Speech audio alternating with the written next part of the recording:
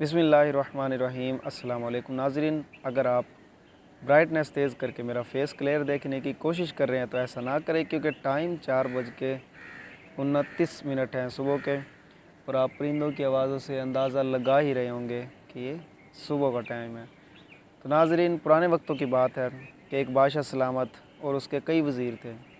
एक वज़ीर के ज़हन में एक सवाल आया कि आके उसने बादशाह सलामत से पूछा कि बादशाह सलामत, ऐसा क्या किया जाए कि हम अपने रियाया के लोगों की ज़हनियत को जांच सके कि वो किस माइंड लेवल के इंसान हैं। उसी दौरान एक समझदार वज़ीर साथ ही बैठा था। समझदार वज़ीर ने जो कि बड़ा ही अक्लमंद दाना शख्स था, उसने अपनी एक राय पेश की कि आप ऐसा करें कि चारपाई लें और उसको बुनने के लिए आप चौक में चले जाएं और चौक में जाकर उस चारपाई को बुनें। अब ये थोड़ी अजीब सी तजवीज़ थी, क्योंकि एक वज़ीर चौक के अंदर जाके चारपाई बुनता हुआ कैसा लगेगा। तो खैर, वज़ीर ने अपने सवाल के जवाब को ढूंढने के लिए दूसरे वज़ीर जो समझदार था उसकी बात पर अमल करना ही पड़ा। वज़ीर ने एक चारपाई ली और कुछ उसको बुनने का सामान सारा लिया और लेकर वो चौक में बैठ गया। अब सुबह वो बैठा और शाम तक उसको वो चारपाई मुकम्मल करना थी। अब वो चौक के अंदर बैठा, लोग आएँ, उससे पूछें, सवाल करें और चले जाएं।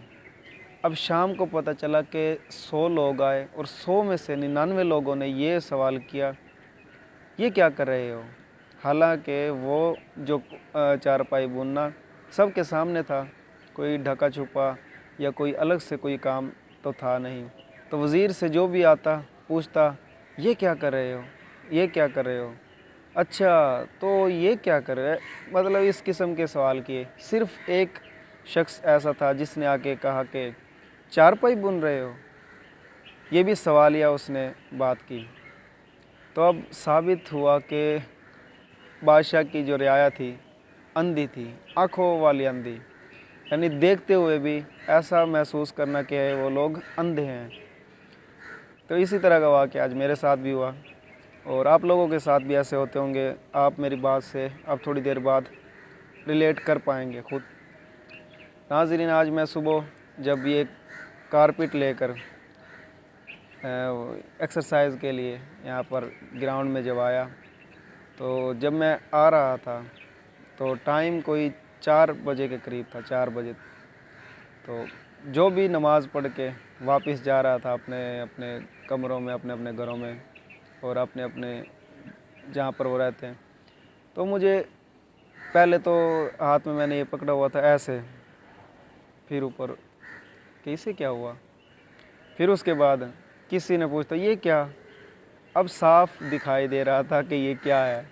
अब वो लोग जिन्होंने सवाल किए वो हर रोज़ मुझे इधर वॉक करता हुआ देखते हैं, तकरीबन 1 हफ़्ते से, ज़्यादा तो नहीं। और अल्लाह ताला इसमें इस्तिकामत दे, और यही दुआ है मेरी।